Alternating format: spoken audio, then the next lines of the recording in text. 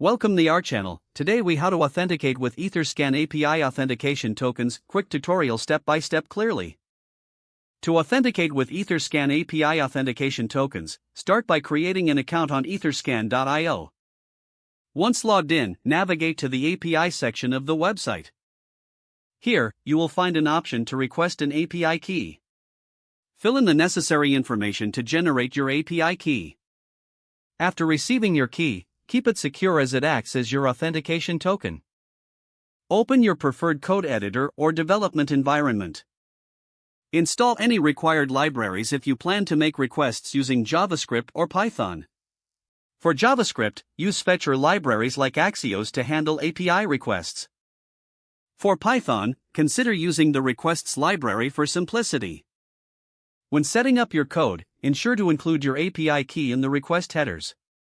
Here's how to structure your request for Ethereum balance, for example. Start by defining the endpoint URL for the API call. Append your API key as a parameter to the URL. Make sure to specify the Ethereum address you want to query. Ensure your request method is set to GET.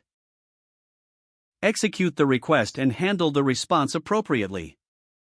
If successful, you'll receive a JSON response containing the data you requested. If there's an error, check your API key in the address format.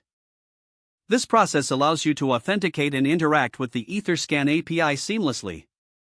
With your authentication token, you can now explore various functionalities offered by the API. Make sure to review the Etherscan API documentation for further details and available endpoints. If the page does not load, refresh the browser or try again in a private or incognito window. Make sure you are using the correct email address, then retype it carefully to avoid small typos. If your password is not accepted, use the reset option and create a new strong password you can remember. Check your spam folder for verification or security emails, then complete any requested confirmation steps. Enable two-factor authentication if available to improve account security and reduce unauthorized access risk. After signing in, review your profile details so your contact information and settings are accurate and current.